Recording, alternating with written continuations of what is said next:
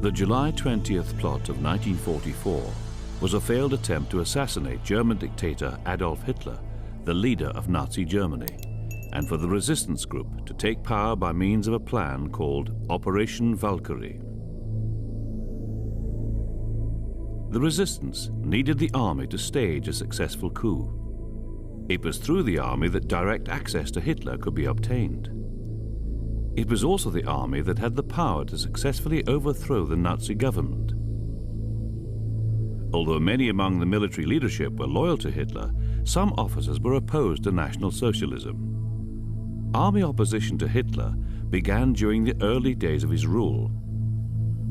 The fact that Hitler was Austrian, lower middle class, and had achieved only the rank of corporal during his military service was frowned upon by many officers. Army leaders were also suspicious of Hitler's SA troops, which they viewed as a threat to their own power.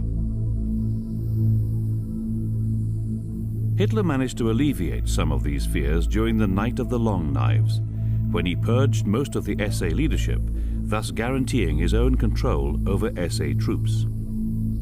Most SA organizations were either disbanded or infused into the SS.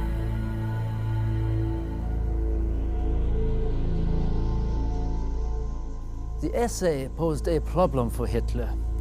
Ernst Röhm, the SA's leader, insisted on incorporating the German army into the SA's organizational framework. This distressed many of the army's leaders.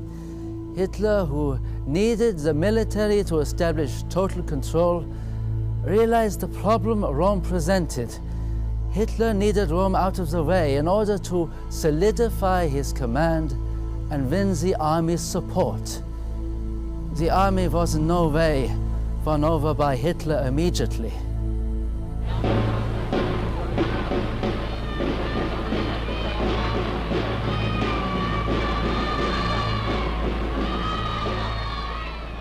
During the Night of the Long Knives, Hitler not only purged the SA, he also took the opportunity to murder other governmental, military and civilian opponents. Two such victims were General Schleicher and his assistant, General Ferdinand von Bredow. Thanks to a military cover-up in which Schleicher was implicated in a supposed attempted coup, many in the military turned a blind eye to the murders. Yet Hitler's actions were not forgotten by all. The Fritsch affair also created a degree of tension between Hitler and members of the military. General Fritsch, a well-respected general, was dismissed from his office under fraudulent allegations of homosexuality. Fritsch's continued outspokenness over Schleicher's and von Bredow's murders was a leading factor in his dismissal. Most of the other generals realized that the charges were the result of a setup and never forgot Hitler's intimidation techniques.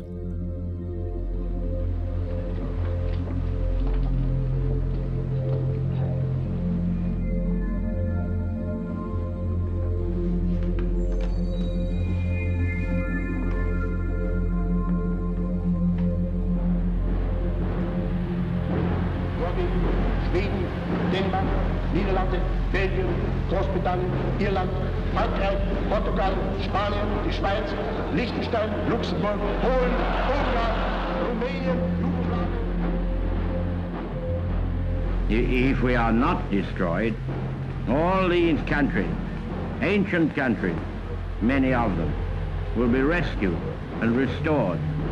It may well be that the final extinction of a baleful domination will pave the way to a broader solidarity of all the men in all the land than we could ever have planned if we had not marched together through the fire.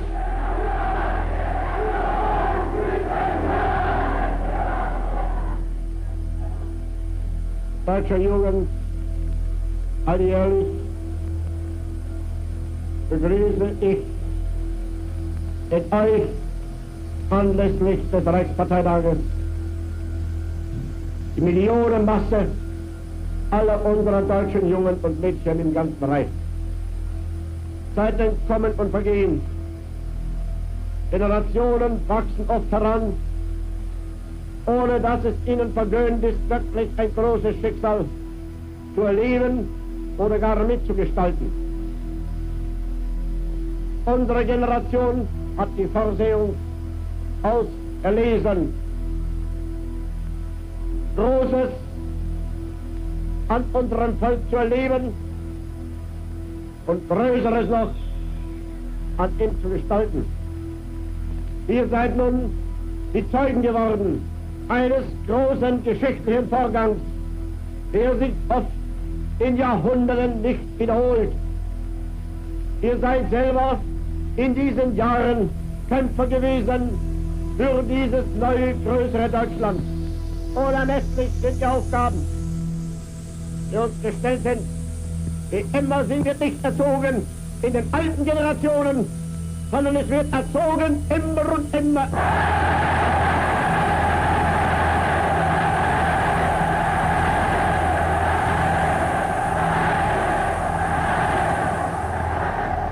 Wenn nicht einmal die Vorsehung von meinem Volk wegnehmen wird, dann werde ich dem kommenden Führer ein Volk hinterlassen, das eisenfest zusammengefüllt und zusammengeschlossen ist.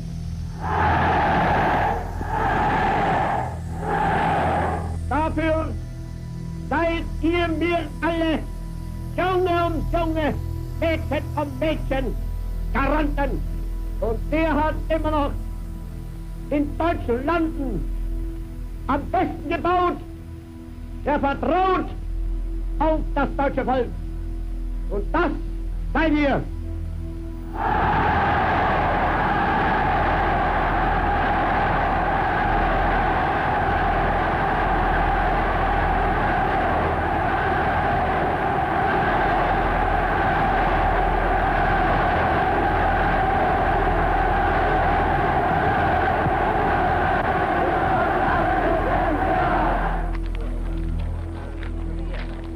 Despite existing tensions, Hitler's subsequent policies gained the support of many within the military.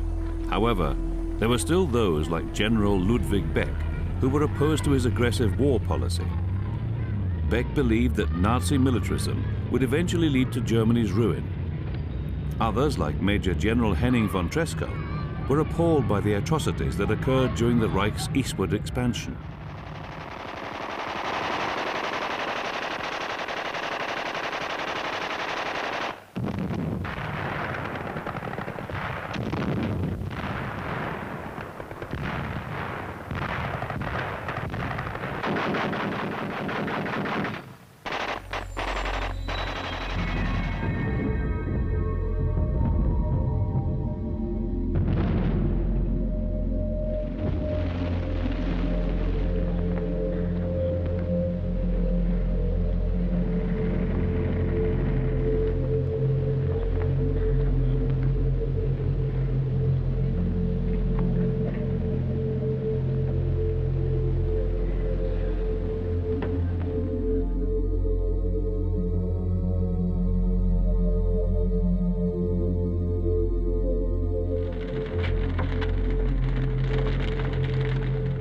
Dissent also developed within the Abwehr, the military intelligence, and the foreign service. Eventually, dissenters began to seek one another out through a network of resistance cells.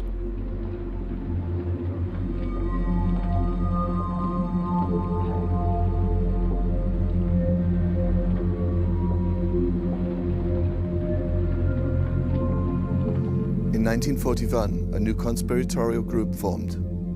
It was led by Colonel Henning von Tresckow, a member of his uncle, Field Marshal Fedder from Bock Staff, who commanded Army Group Center in Operation Barbarossa. Tresckow systematically recruited oppositionalists to Group Staff, making it the nerve center of the army resistance. Little could be done against Hitler while his armies advanced triumphantly into the Western Soviet Union through 1941 and 1942. Even after the setback before Moscow in December 1941 that caused the dismissal of both Brauchitsch and Boch. During 1942, Oster and Tresckow nevertheless succeeded in rebuilding an effective resistance network. Their most important recruit was General Friedrich Albrecht, head of the General Army Office headquarters at the Bendler Block in central Berlin, who controlled an independent system of communications to reserve units all over Germany. Linking this asset to Tresco's resistance group in Army Group Center created a viable coup apparatus. In late 1942, Tresco and Albrecht formulated a plan to assassinate Hitler and stage a coup during Hitler's visit to the headquarters of Army Group Center at Smolensk in March 1943 by placing a bomb on his plane.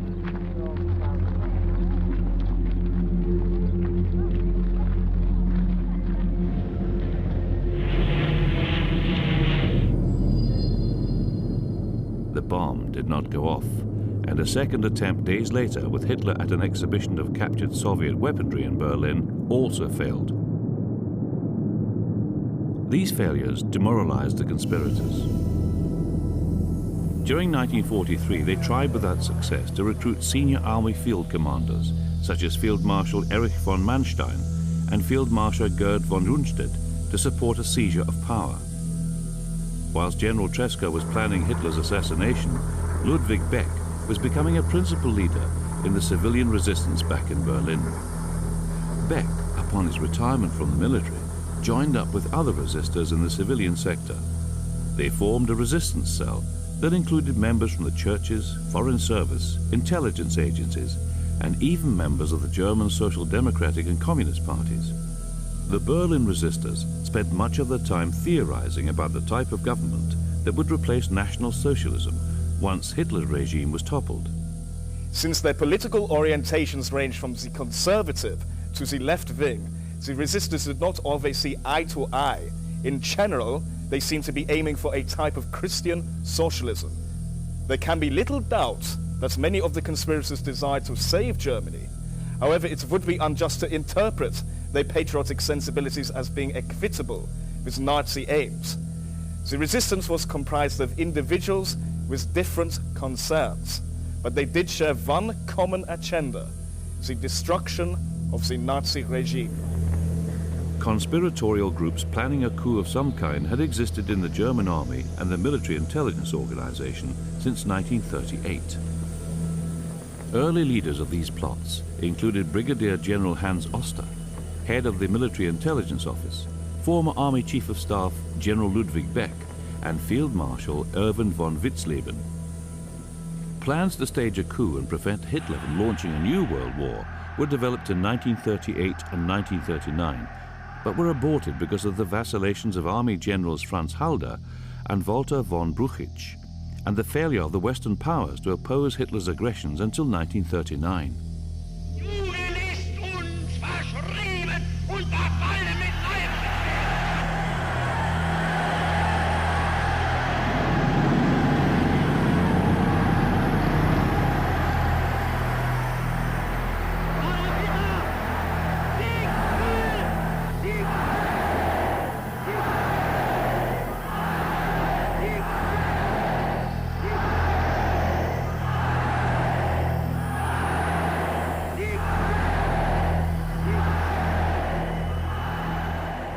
The first military resistance group delayed their plans after Hitler's extreme popularity following the unexpectedly fast success in the Battle for France.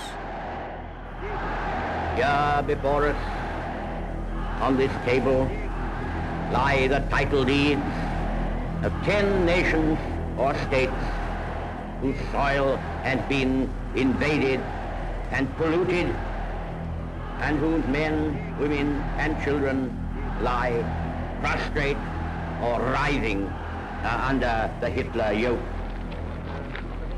A vile race of quislings, use a new word which will carry the scorn of mankind down the centuries, is hired to fawn upon the conqueror, to collaborate in his designs, and to enforce his rule upon their fellow countrymen, while groveling low themselves. Such is the plight of once glorious Europe, and such are the atrocities against which we are in arms.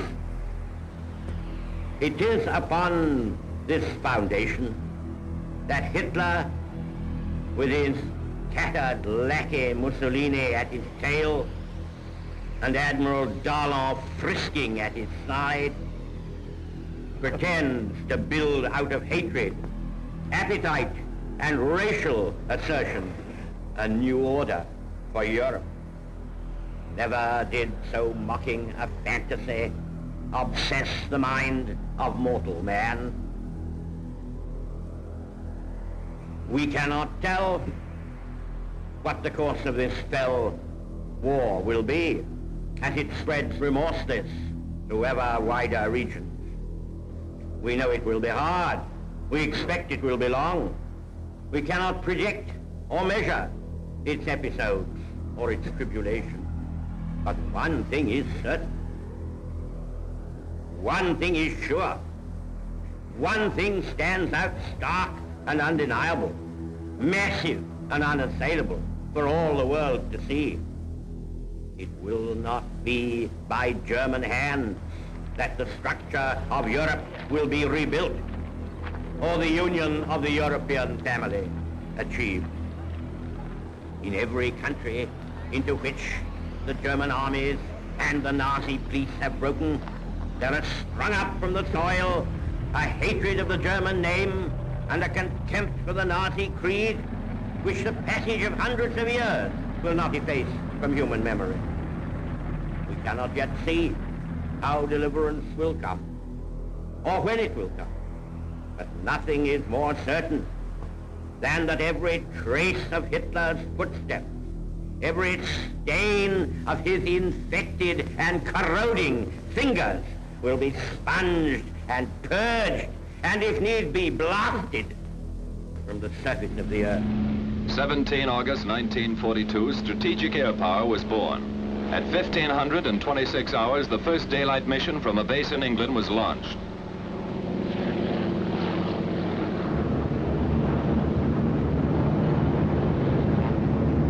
Twelve flying fortresses carrying about 18 tons of bombs, destined for railroad marshalling yards at Rouen.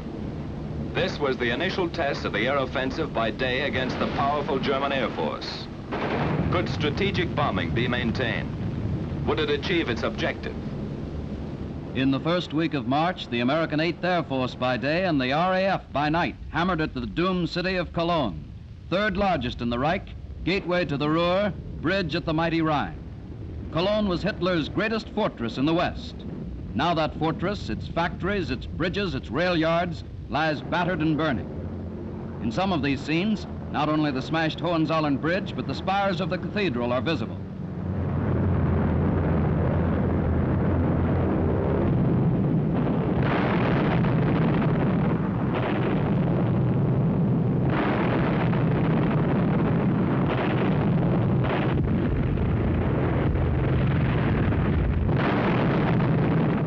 One of the German scarecrows, meant to look like a plane hit by anti-aircraft.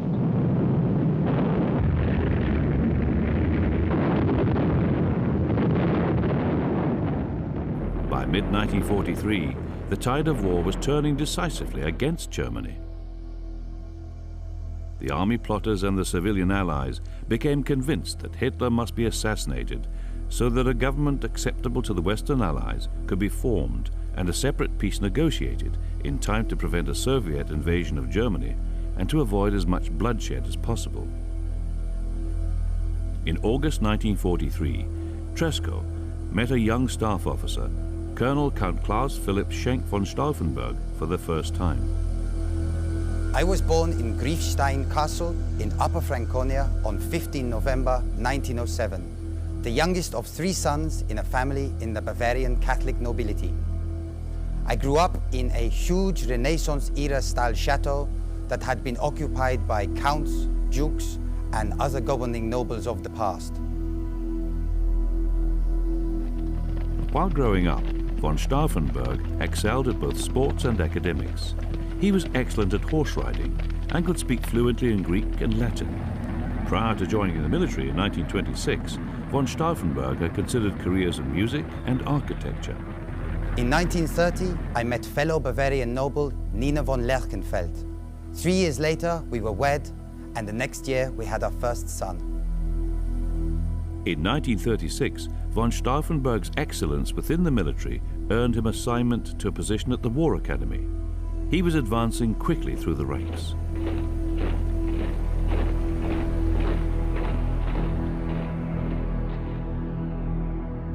While von Stauffenberg was a dedicated patriot and described by his family as preferring a monarchy to the constitution of the Weimar Republic, the German government set up after World War I, largely disliked by the German populace of the time, he remained largely neutral with regard to politics during Adolf Hitler and the Nazi Party's rise to power.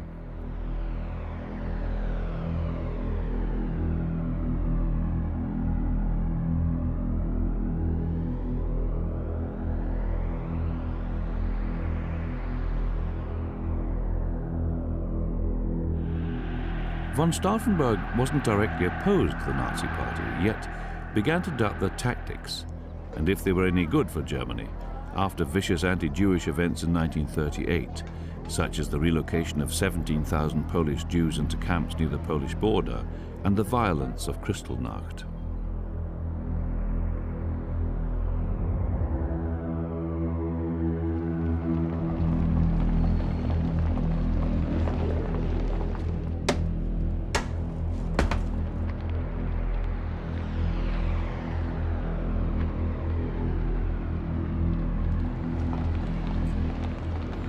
By September of 1939, von Stauffenberg had earned himself a strong reputation as an officer for his actions in the 6th Panzer Division during the German campaigns in Poland and France.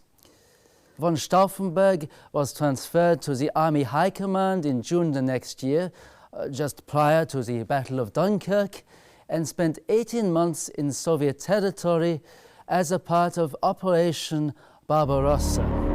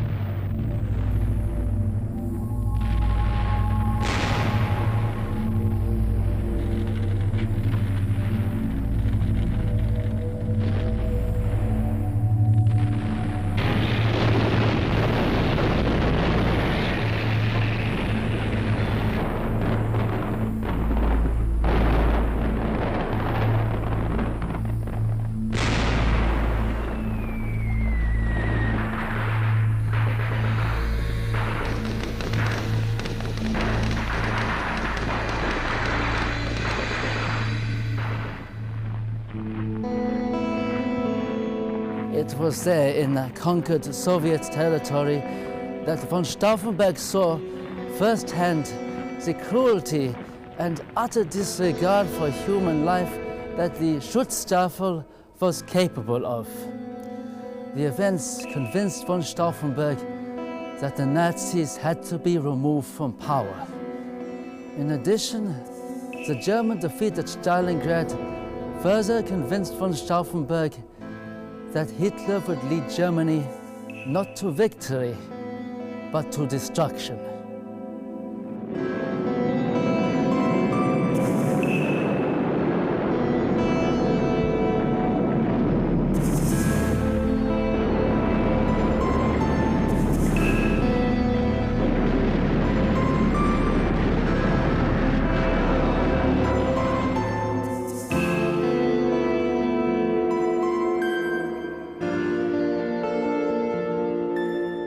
At Stalingrad, Hitler had refused to allow the German troops there to retreat or surrender, resulting in the loss of almost the entire German Sixth Army, approximately 330,000 men. Their commander, Field Marshal Friedrich Paulus, finally disobeyed Hitler's orders and surrendered his remaining 90,000 battered, exhausted and starving troops to the USSR's General Georgy Zhukov. When news of the surrender reached Hitler, the Führer was outraged that his order had been disobeyed.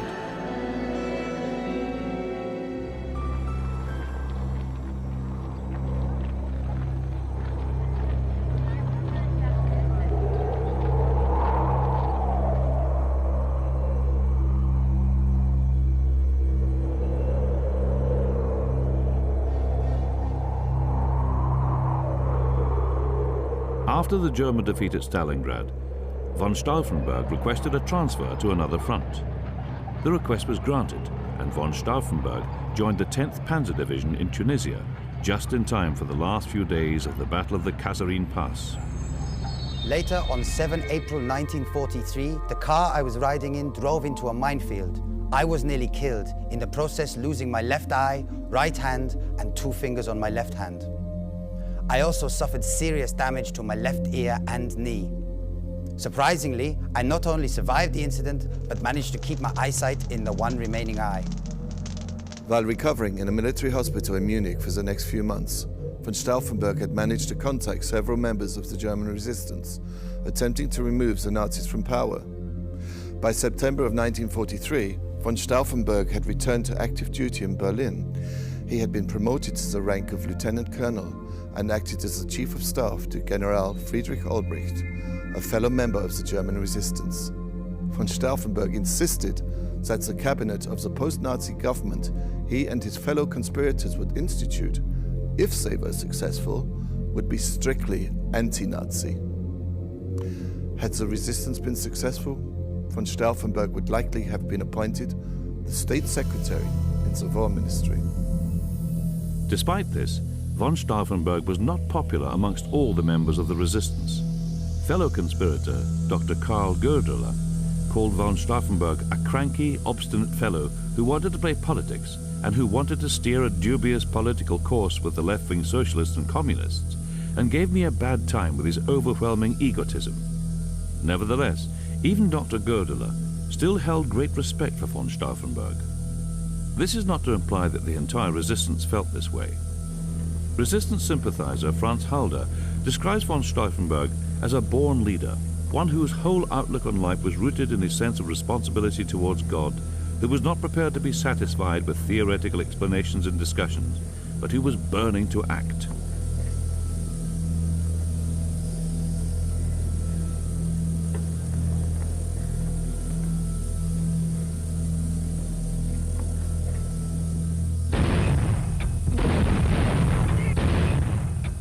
In 1944, Field Marshal Erwin Rommel, perhaps the most famous member of the German military, let the resistance know that he had no like of Hitler nor the Nazis and would follow the orders of an anti-Nazi government if it were able to seize power. Von Stauffenberg and others in the resistance had doubts about Rommel's sincerity, thinking he was likely a Nazi supporter who was merely interested in switching sides now that the war wasn't going so well for Germany anymore. Rommel also expressed the opinion that if Hitler were killed, he would become a martyr for the Nazis to rally behind and used to convince even more people to follow them. Instead of Hitler being assassinated, Rommel proposed he be captured and convicted in a court of his crimes to weaken his position as a great leader before the German people. While this was happening, Rommel proposed a peace treaty with the Western Allies would be drawn up and the war would continue against the Soviets.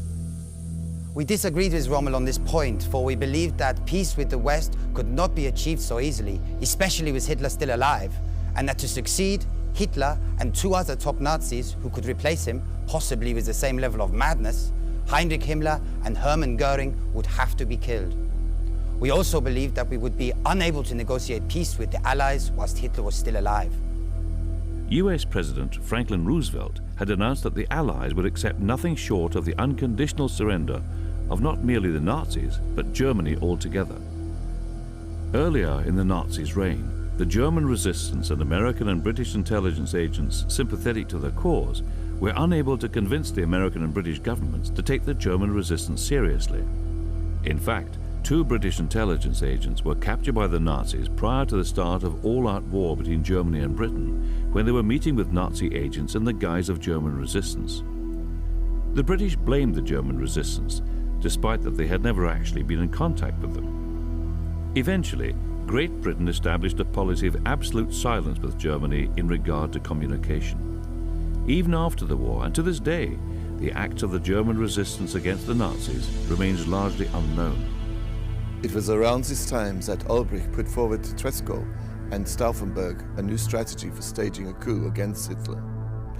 The Reserve Army had an operational plan called Operation Valkyrie, which was to be used in the event that the disruption caused by the Allied bombing of German cities caused a breakdown in law and order, or a rising of the millions of slave laborers from occupied countries now being used in German factories. Ulbricht had suggested that this plan could be used to mobilize the Reserve Army to take control of the German cities, disarm the SS, and arrest the Nazi leadership once Hitler had been assassinated. Operation Valkyrie could only be put into effect by General Friedrich Fromm, commander of the Reserve Army, so he must either be won over to the conspiracy or in some way neutralized, if the plan was to succeed. Fromm, like many senior officers, knew in general about the military conspiracies against Hitler, but neither supported them nor reported them to the Gestapo.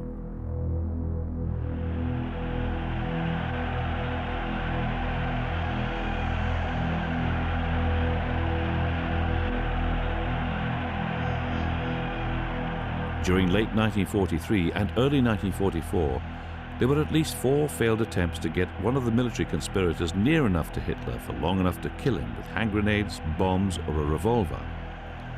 But this task was becoming increasingly difficult.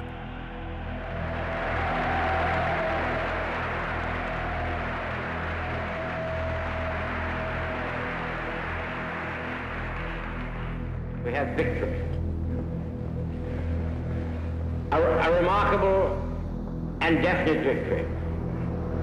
A bright gleam has caught the helmets of our soldiers and warmed and cheered all our hearts.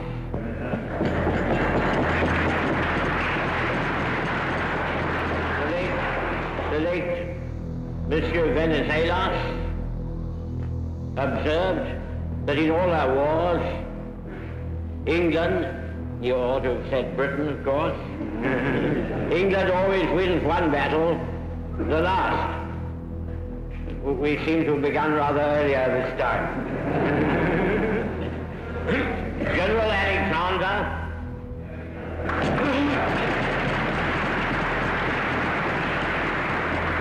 with his brilliant comrade and lieutenant, General Montgomery,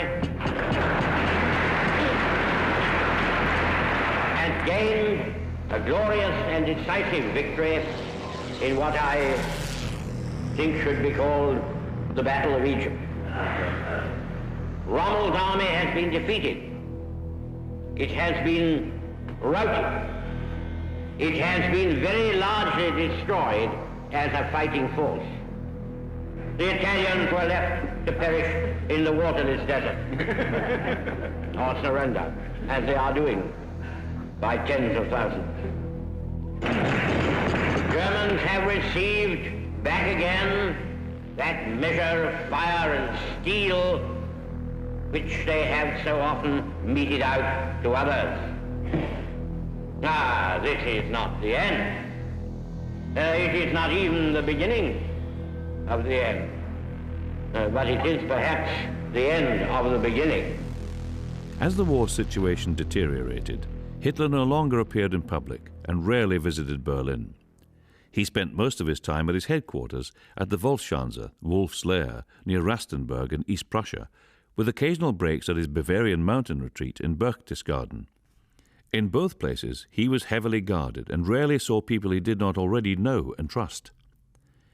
Himmler and the Gestapo were increasingly suspicious of plots against Hitler and specifically suspected the officers of the General Staff, which was indeed the place where most of the young officers willing to sacrifice themselves to kill Hitler were located. The hour of our greatest effort and action is approaching. We march with valiant allies who count on us as we count on them. The flashing eyes of all our soldiers, sailors and airmen must be fixed upon the enemy on their front. The only homeward road for all of us lies through the arch of victory. The magnificent armies of the United States are here or are pouring in. Our own troops, the best trained and best equipped we have ever had, stand at their side in equal numbers and in true comradeship. And when the signal is given, the whole circle of avenging nations will hurl themselves upon the foe and batter out the life of the cruelest tyranny which has ever sought to bar the progress of mankind.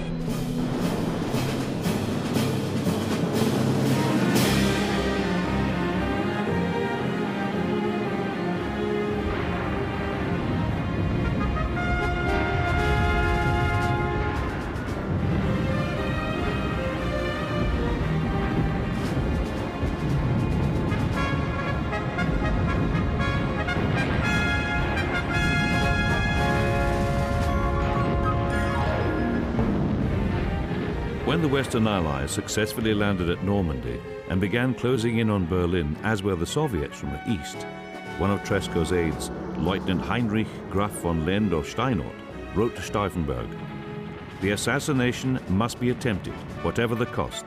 Even if it fails, we must take action in Berlin, for the practical purpose no longer matters. What matters now is that the German resistance movement must take the plunge before the eyes of the world and of history. Compared to that, nothing else matters." We decided that action should be taken as soon as possible. Along with my fellow conspirators, we had considered aborting the coup attempt altogether, as it became clearer and clearer that the end of the war and Germany's defeat was inevitable. We came to the conclusion, however, that we must at least try to prevent further senseless loss of life and show the world that all of Germany did not sit idly by whilst this brutal Nazi regime slaughtered millions. Plans were accelerated, which caused some fatal slip-ups for the resistance, not only because of the approaching Allied troops, but also the merger between the SS and Military Intelligence Division, led by and containing a large number of the resistance. This had put the entire resistance movement in danger, as the SS was uncovering more and more evidence of a resistance against the Nazis and who specifically was involved day by day. Time was running out. By July of 1944, von Stauffenberg had been promoted to a full colonel, which gave him frequent personal contact with Hitler. Von Stauffenberg practiced setting off a time bomb with his only 3 remaining fingers and decided it would be him that killed Adolf Hitler.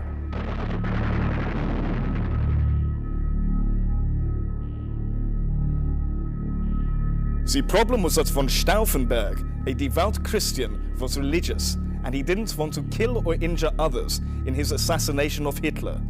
As a result of his injuries, he would be unable to simply shoot Hitler at point-blank range. Furthermore, although it would kill Hitler, it would undoubtedly also result in Hitler's personal guard killing von Stauffenberg. As part of the plan, von Stauffenberg would be needed after the assassination to direct the coup d'etat in Berlin as resistance control troops seized control of the government.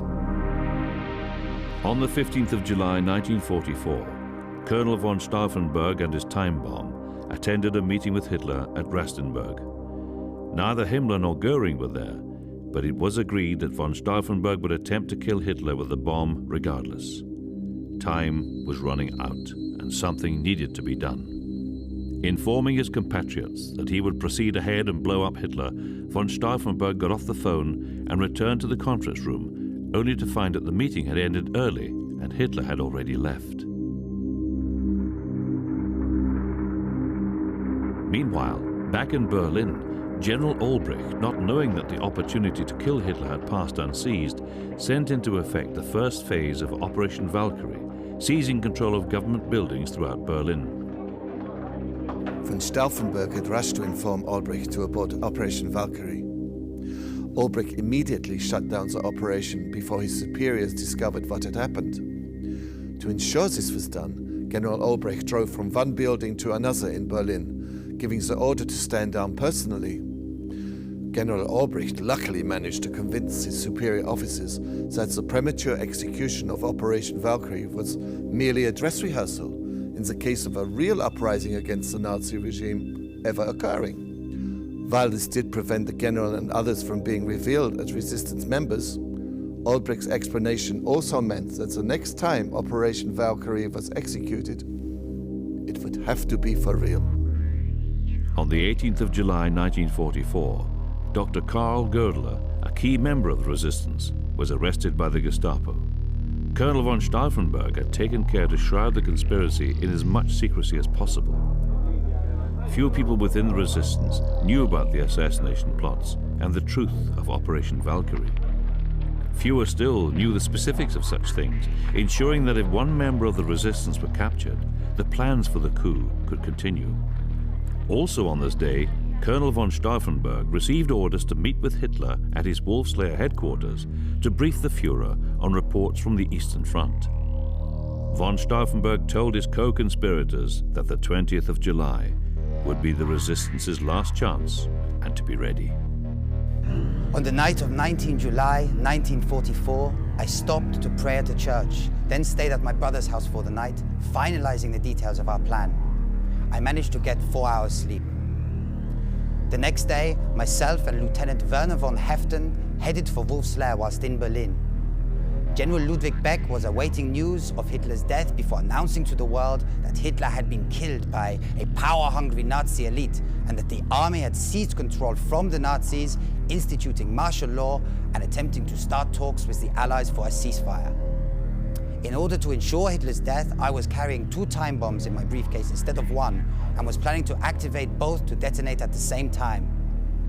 Lieutenant von Heften, because of his lower rank, was not allowed to attend the actual meeting with Hitler, but did stay with me as much as he could whilst at Wolf's Lair. After meeting with Hitler and briefing him on what was involved in moving troops along the Eastern Front, I excused myself. Then, with von Heften, I entered the changing room where we began arming the bombs with special pliers made for use with my 3 fingers. Despite these specially crafted pliers, the bombs were extremely difficult to arm, and an aide sent to bring me back to the meeting managed to catch a glimpse of myself and von Heften fiddling with this mysterious package. Fearing Hitler would be alerted and having time to arm only one of the bombs, I returned to the meeting. Several minutes before the bomb was to go off, I excused myself to make an emergency phone call. As soon as no one was watching, I left the building.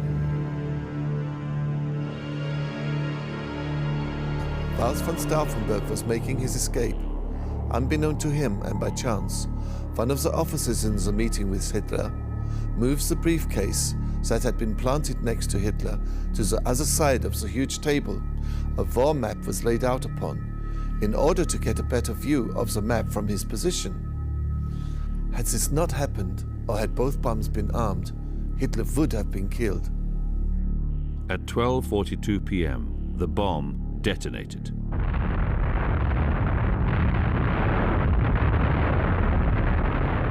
Colonel von Stauffenberg witnessed the explosion and several bodies flying out of the already open windows of the building from a few hundred yards away.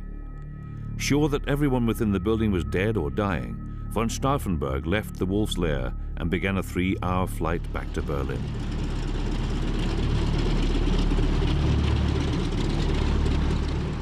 Unfortunately, back in Berlin, the resistance members there had no idea whether or not the assassination attempt was successful. And because launching Operation Valkyrie again in the event that the bomb had not been detonated would mean the end of them, they awaited word from von Stauffenberg. Once von Stauffenberg arrived, there was a rush to put the plan in motion. Not all government buildings could be taken control of at that point. In particular, the resistance couldn't take control of the Nazis' communications headquarters. The propaganda ministry on the Wilhelmstrasse with Joseph Goebbels inside was surrounded by troops. But Goebbels' phone was not cut off, another fatal error. The decisive moment came at 7 p.m. when Hitler was sufficiently recovered to make phone calls. He was able to phone Goebbels at the propaganda ministry. Goebbels arranged for Hitler to speak to the commander of the troops surrounding the ministry, Major Otto Rehmer, and assure him that he was still alive. Hitler ordered Rehmer to regain control of the situation in Berlin. At 8 p.m., a furious Witzleben arrived at the Bendler block and had a bitter argument with Stauffenberg, who was still insisting that the coup could go ahead. Witzleben left shortly afterwards. At around this time, the planned seizure of power in Paris was aborted when Kluge, who had recently been appointed commander-in-chief in the West, learned that Hitler was alive, changed sides with alacrity, and had Stulpnagel arrested. At 9 p.m., there was an announcement that Hitler would deliver a speech to Germany in a short time. Von Stauffenberg and his associates were shocked. Hitler had obviously survived the blast. A falling support beam had injured Hitler, and his right arm was temporarily paralyzed. Hitler's eardrums had also been punctured, and he suffered some burns, but overall had escaped any serious injury. The group stayed holed up in the War Ministry. The less resolute members of the conspiracy in Berlin also now began to change sides. Fighting broke out in the Bendler block between officers supporting and opposing the coup, and Stauffenberg was wounded. Around 11 p.m., a group of Nazis had managed to break into the ministry and take the resistance members there captive. General Friedrich Fromm, who had previously been willing to work for the new post-Nazi government had the resistance been successful, had regained control, hoping by a show of zealous loyalty to save his own skin. Beck, realizing the game was up, shot himself, the first of many suicides in the coming days. Fromm declared that he had convened a court-martial consisting of himself and had sentenced Albrecht, Stauffenberg, Heften, and another officer, Albrecht Merz from Quenheim, to death. At 10 past midnight on the 21st of July, they were shot in the courtyard outside, possibly to prevent them from revealing Fromm's involvement. Just prior to his death, Claus von Stauffenberg was said to have shouted, "Long live our sacred Germany." Others would have been executed as well, but at midnight the SS, led by Otto Skorzeny, arrived on the scene, and further executions were forbidden. Fromm went off to see Goebbels to claim credit for suppressing the coup. He was immediately arrested, and later he too would be executed. Some have speculated that if Stauffenberg had placed the briefcase in a slightly different location, the bomb might have had the intended effect on the primary target, since the bomb was supposedly placed behind a very thick leg of the heavy oak conference table. The leg apparently deflected the blast and prevented the force from reaching Hitler.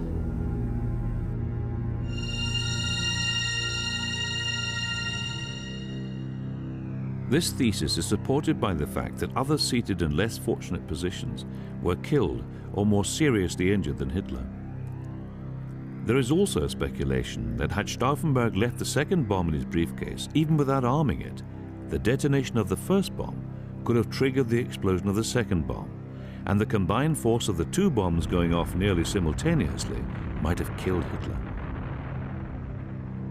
An alternate analysis is that the single bomb might have been effective had the meeting been held as originally planned in Hitler's reinforced and subterranean bunker, instead of the wooden hut that doubled as Speer's barracks and makeshift briefing room. Over the coming weeks, Himmler's Gestapo, driven by a furious Hitler, rounded up nearly everyone who had the remotest connection with the July 20 plot. The discovery of letters and diaries in the homes and offices of those arrested revealed the plots of 1938, 1939 and 1943, and this led to further rounds of arrests, including that of Franz Halder, who finished the war in a concentration camp. Under Himmler's new Sippenhaft, blood guilt laws, all the relatives of the principal plotters were also arrested. Eventually, some 7,000 people were arrested and hundreds were executed. not all of them connected with the July 20 plot, since the Gestapo used the occasion to settle scores with many other people suspected of opposition sympathies. Very few of the plotters tried to escape or to deny their guilt when arrested. Those who survived interrogation were given perfunctory trial before the People's Court and its judge, Roland Freisler. The first trials were held on the 7th and 8th of August 1944. Hitler had ordered that the most prominent conspirators of those found guilty be hung like cattle. The treatment that had been dealt out to those executed as a result of the Rote-Kapelle was that of slow strangulation, using suspension from a rope attached to a slaughterhouse meat hook. For the July 20 plotters, piano wire was used instead of rope. Many people took their own lives prior to either their trial or their execution, including Tresco, Kluge, and Erwin Rommel, who was accused of having knowledge of the plot beforehand and not revealing it to Hitler. He was given the option of suicide via cyanide or a public trial by Freisler's People's Court. If he committed suicide, his family wouldn't be subjected to a reprisal. However, with the verdict a foregone conclusion, the People's Court was basically a kangaroo court. If Rommel stood trial, there would have been no chance of successfully defending himself, and his family and staff would have been executed along with him. Rommel committed suicide on October the 14th, 1944. Stulpnagel also tried to commit suicide but survived and was subsequently hanged. Fromm's attempt to win favor by executing Stauffenberg and others on the night of July the 20th had merely exposed his own previous lack of action and apparent failure to report the plot. Having been arrested on July the 21st, Fromm was later convicted and sentenced to death by the People's Court. Hitler personally commuted his death sentence from hanging to a more honorable firing squad. Executions continued down to the last days of the war. Hitler took his survival to be a divine moment in history, and as such, commissioned a special decoration to be made. The resulting decoration was the Wound Badge of the 20th of July 1944, which Hitler awarded to those who were in the conference room at the time. This badge was one of the rarest decorations awarded by Nazi Germany.